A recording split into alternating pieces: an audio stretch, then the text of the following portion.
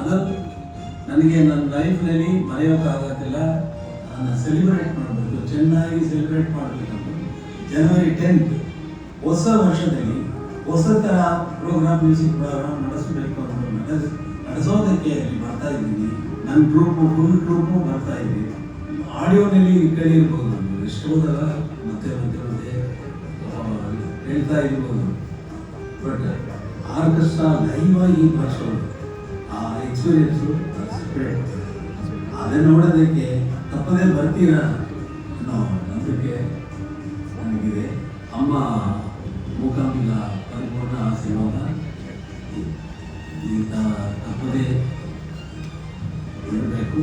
ಎಲ್ರಿಗೆ ಈ ನ್ಯೂಸ್ ಹೇಳೋದು ನನಗೆ ಬಹಳ ಖುಷಿಯಾಯಿತು, ಸಂತೋಷ. ನಮಸ್ಕಾರ.